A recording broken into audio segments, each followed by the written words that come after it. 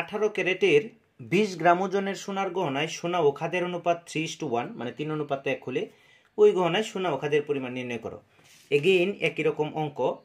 খেয়াল করো, এখানে তোমাদের বিভ্রান্তি সৃষ্টি করার জন্য তারা 18 ক্যারেটের বলে দিয়েছে। আসলে এই সংখ্যাটা কিন্তু তোমার অঙ্কে কোনো প্রভাব রাখবে না। তো 18 ক্যারেটের স্বর্ণ হতে পারে, 22 ক্যারেটের স্বর্ণ হতে পারে, অন্য যে কোনো ক্যারেটের স্বর্ণ হতে পারে, ডাজন্ট ম্যাটার, এটা বিষয় না। কিন্তু যেটা বিষয় সেটা হচ্ছে 20 গ্রাম ওজনের সোনার গহনায়। তো স্বর্ণের গহনা তৈরি করতে গেলে সেখানে কিছু খাদের সৃষ্টি হয়। খাদ মানে অপ্রয়োজনীয় কিছু অংশের সৃষ্টি হয়। তোমার আপু বা তোমার আম্মুকে সেটা জিজ্ঞেস করতে পারো, তাহলে তুমি সেটা বুঝতে পারবে। তো যাই হোক, তো সেই 20 গ্রাম ওজনের সোনার গহনায় তার মানে মোট ওজন এটা দেওয়া আছে, মানে এটা সমষ্টি দেওয়া আছে। আর কি দেওয়া আছে? অনুপাত দেওয়া আছে। তো সমষ্টি আর অনুপাত থাকলে কি করতে হয়? সমষ্টি এর অনুপাতগুলোর যোগফল নিচে, অংশের পরিমাণ উপরে। তাহলে একইভাবে করছি যে অনুপাতগুলোর যোগফল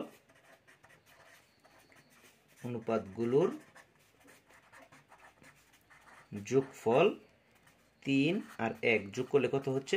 4। তারপর যে যে জিনিস বলেছে সোনা ও খাদের পরিমাণ নির্ণয় করো, তাহলে লিখবে সোনার পরিমাণ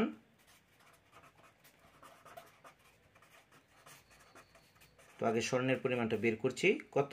সমষ্টি এর সমষ্টি তো 20, তার মানে 20 এর অনুপাতগুলো যোগফল নিচে আর অংশ উপরে। একইভাবে খাদের পরিমাণটা বের করবে।